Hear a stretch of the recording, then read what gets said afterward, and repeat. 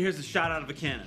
Oprah, Barbara Walters, your wife. You gotta fuck one, marry one, kill one. Go! We've already taken a look at edge rushers and offensive linemen. Up next, wide receivers. This is fuck one, marry one, kill one. J-E-T-S, Jets, Jets, Jets! If you're new here, hit that subscribe button. I cover hot topics in the NFL weekly with a little bit of a Jets twist. For those of you returning, welcome back. Glad to have you. I'm going to start off with a little bit of a question. I want to grow the channel a bit. I'm tossing around the idea of doing a live call-in stream to answer all your Jet questions and just talk football in general. If that's something you'd like to see, leave a comment down below. It'll also get you qualified to win this poster. All right, what is up, Jets Nation?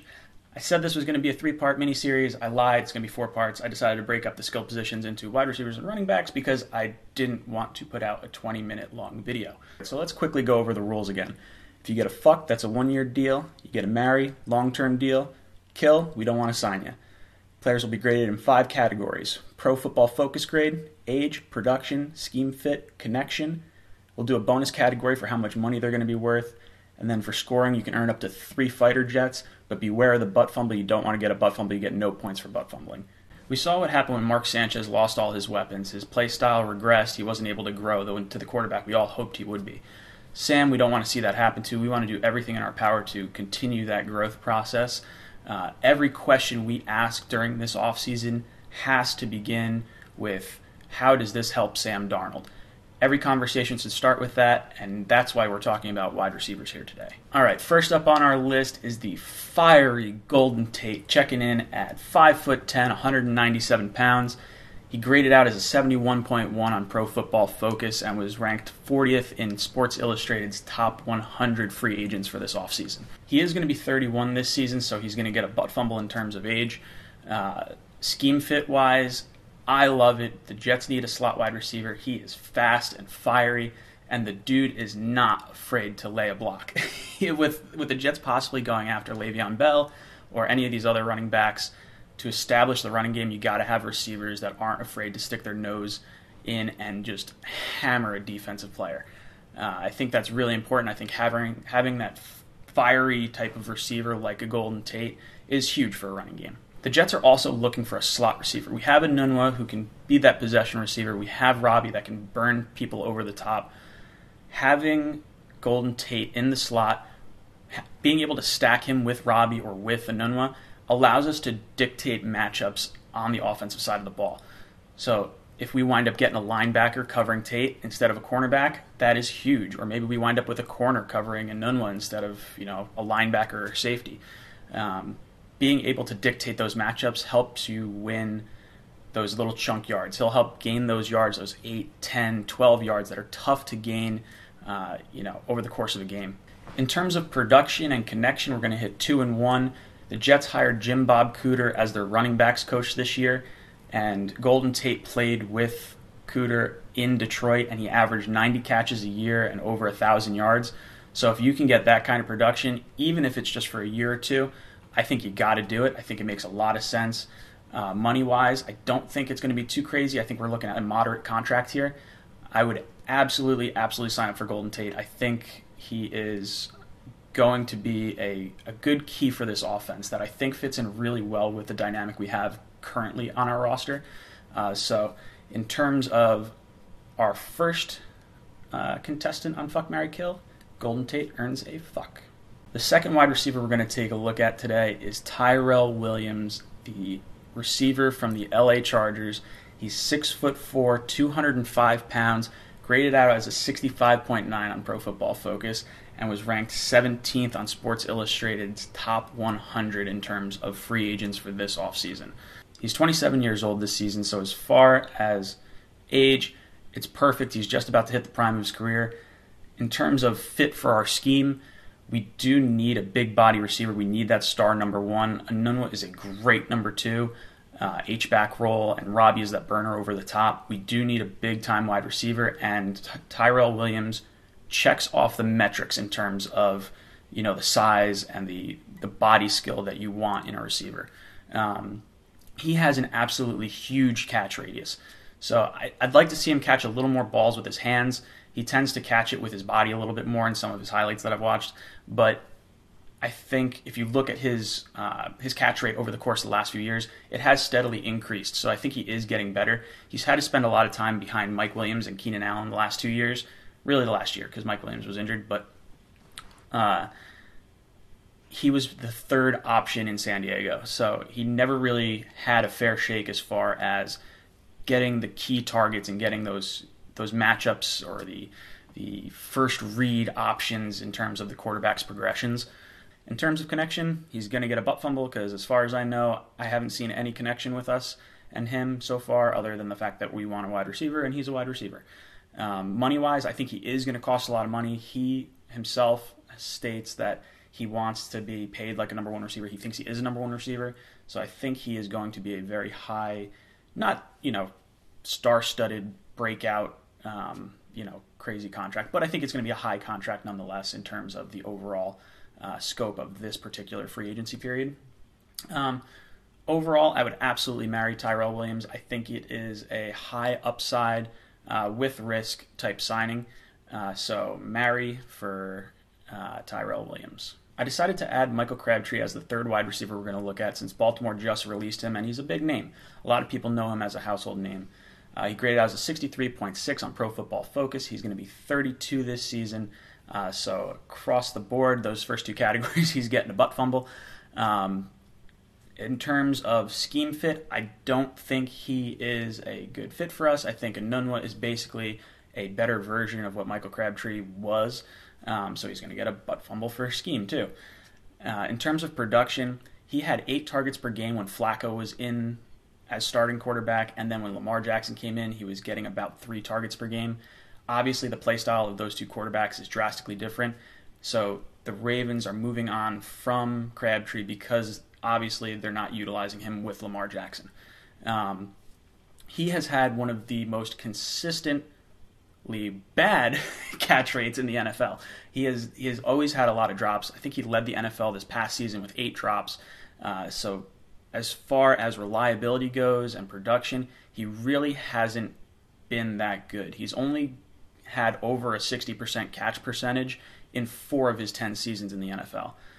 So in terms of production, butt fumble. In terms of connection, I have not heard anything with us and Michael Crabtree, so butt fumble again. We're just getting butt fumbles across the board. Money-wise, he's going to be dirt cheap, so I guess that's a positive. But overall, Michael Crabtree, you are getting a score of butt fumble. And I would kill Michael Crabtree. We don't want him. The fourth wide receiver we're going to take a look at today is Donte Moncrief, the receiver from Jacksonville. He's 6'2", 220 pounds. Pro Football Focus gave him a grade of 62.3, and he is going to be 26 this season. Now, he started his career with the Colts. I believe he was a third-round pick. He did not have a ton of great production. Now, over the last 2 years, I kind of give him a little bit of a break because he's had Blake Bortles as his quarterback, and he had the backup to Andrew Luck because Luck was out with his shoulder injury. So he hasn't really had a fair shake the last 2 years, which is when he should be doing the most of his growth as the wide receiver position, or at the wide receiver position. In terms of scheme fit, I think he's a great option for if Quincy goes down with an injury.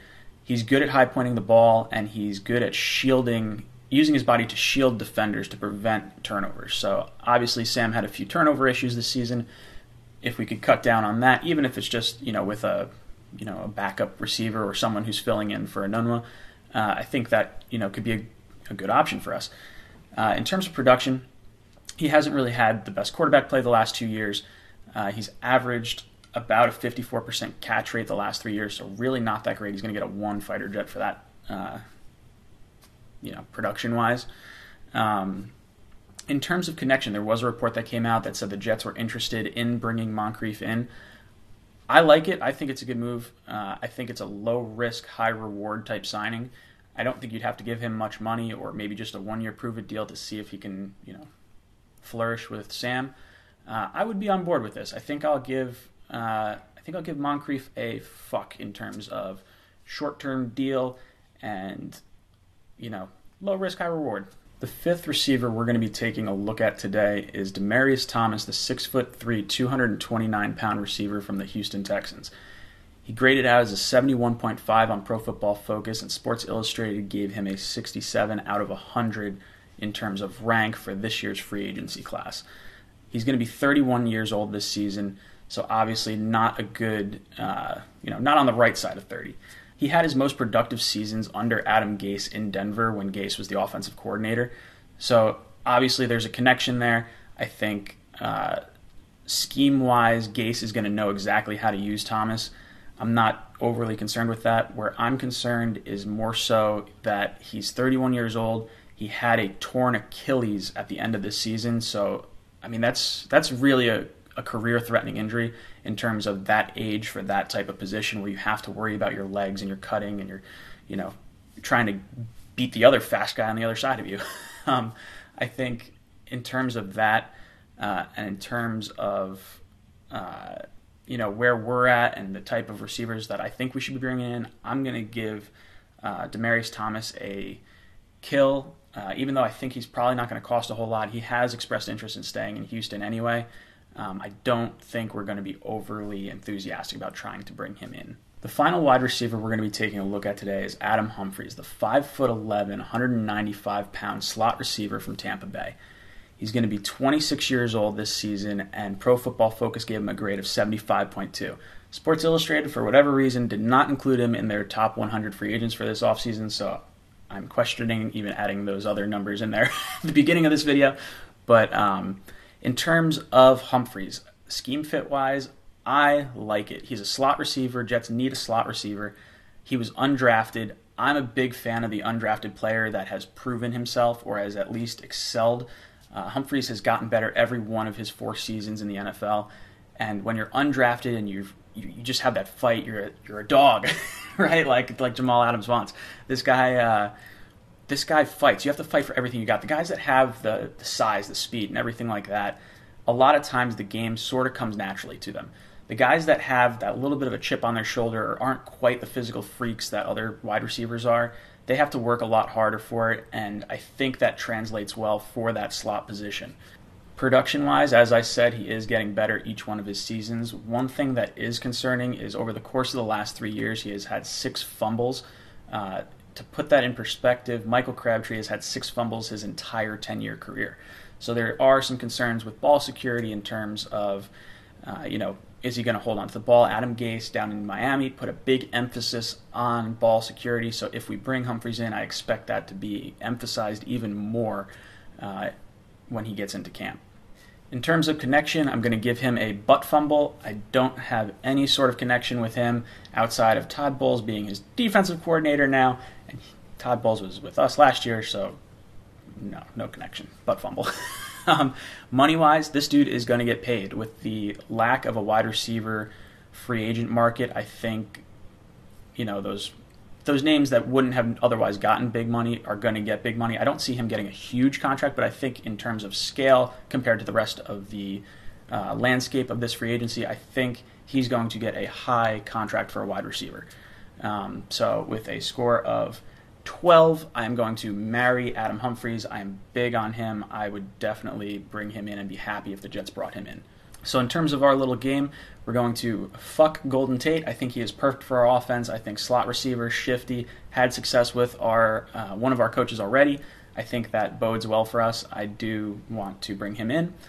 Marry-wise, I would bring in Tyrell Williams for that long-term deal. I like his size. I like his speed. I think it gives us a little bit of security too because he is kind of fast. He actually can burn players over the top, so in the event that Robbie does leave after next year, we have that little bit of a security blanket, or at least a negotiation tactic. And then in terms of kill, obviously Michael Crabtree, Mr. Butt Fumble for today's video. Let me know what you guys think down below. Did I miss anyone?